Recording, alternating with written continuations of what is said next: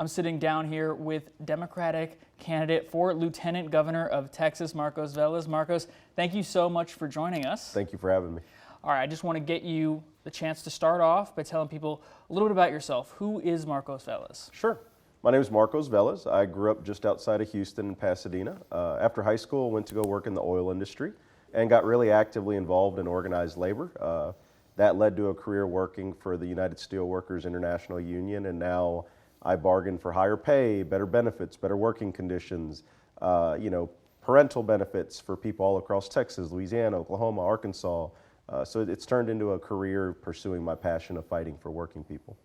Speaking of fighting for working people, in your campaign announcement video, it really was a lot of those topics that matter to the working people, better treatment for workers, higher wages, making sure more workers have secure health care. Are these the messages that you plan to promote as we go throughout this campaign? My message is not going to change. A lot of politicians, they campaign on these issues because they're popular. These issues have always been important to me. They're what I've built a career on. And so, look, higher wages, lower cost health care, lower cost for Texans, those are things that you will not see a change in that message. So if you can get past this primary, awaiting you on the other side would be the long-term incumbent Lieutenant Governor Dan Patrick, who is kind of a political war machine in his own right. He gets a lot of money in fundraising dollars and is, has direct support with President Trump, even currently leading one of his religious liberty commissions down in D.C. How would you plan to beat someone who has been such a stalwart in Texas politics? Yeah, so I think that our plan for winning this race statewide is the same one we've used to build momentum in this primary. We're going to travel through every single county in Texas, and we're going to make direct contact talking to working class people and people in the middle class. And we're going to make sure that people understand that the priorities of this campaign are everyday people, not corporate interests, not big money. And I think that's a message that's desperately needed right now. A lot of people in Texas are struggling. They're worrying how they're going to keep their lights on. They're worrying about their children's futures. They're worried about the soaring cost of living. We have seniors that are being forced back into the workforce because their fixed income isn't making it. And so I believe that when we get out across the state and we talk to people about what we plan to prioritize, it'll be a message that'll resonate, and no amount of money can overcome someone that genuinely wants to make things better. You are in a contested primary. There's you, there's Courtney Head, and there's also State Representative Vicki Goodwin. In fact, there was a Houston hobby poll that was released earlier this week, and they only asked about Vicki Goodwin. They didn't ask about any of the other candidates. When you're up against something like that, and sometimes you're not on people's radar for this race because of that outsider lane and not holding office before, how do you compare and contrast your record with the rest of the field and elevate yourself in this primary? I think the thing that I would ask people to look at is, hey, look at the track records of the candidates that are running. I have a proven history. Everything that I'm campaigning on are things that I've actually delivered on. You look at a lot of political candidates and they campaign on things that they've tried to achieve, but haven't been very successful. And so, hey, results matter. And when working people need to see some light at the end of the tunnel, I believe that they want someone that's going to go in there and fight. All of these special interests that you see that are influencing our politics right now, those are the same special interests that I deal with every day. Some of these multinational corporations that we go up against and we fight and we win, they have a larger annual budget than the state's biannual budget. And so, hey, there are bigger names in this race, but I think that we're running a competitive campaign because our message and our work speaks for itself. Now, going back to your opponents, there was something that happened this week. The Houston Chronicle endorsed your opponent, Vicki Goodwin. In that article, one of the things that they mentioned was when you and Vicki had a chance to ask each other a question, Representative Goodwin asked if you could name your state senator or state representative, and it appeared that you couldn't do it. First, I just wanted to ask if you wanted to add anything or clarify anything from that account from the Chronicle. Yeah, so it's kind of funny because we each got to ask each other one question. Vicki's question was actually, why are you running now? It was not who my rep was. Before we left, she did ask me who my reps were because I had been somewhat critical of the progress that Democrats have made in the state.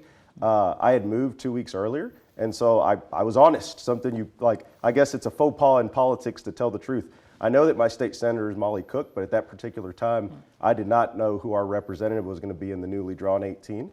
And so I said, I don't know. And I guess that was a fatal flaw, right? Yeah, well, I just wanted to ask you about that again because, right, 18 has been redrawn at the federal level for the U.S. congressional seat. Nothing was changed at that state house level. And I guess my question to someone who might ask, hey, you're running to be the lieutenant governor who rules over the Texas State Senate, shouldn't that be something that you do know? Well, when she asked me who my rep was, she was not specific about at which level.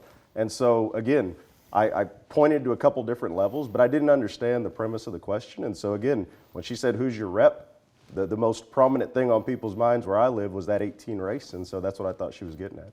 But I had no idea exactly what she was referring to. And I want to give you a chance to talk about one of your key endorsements from the AFL-CIO that helped put you on a lot of people's radars in this race. Talk to me a little bit about your relationship with the labor unions and how you plan on working to support those labor unions. Sure. Look, got a very good relationship with labor because I am labor. A lot of politicians, they come and they knock on labor's doorstep, but they don't understand our issues. I understand them because they are my issues. And so I plan to work collaboratively with labor to improve working conditions for all Texans across the state.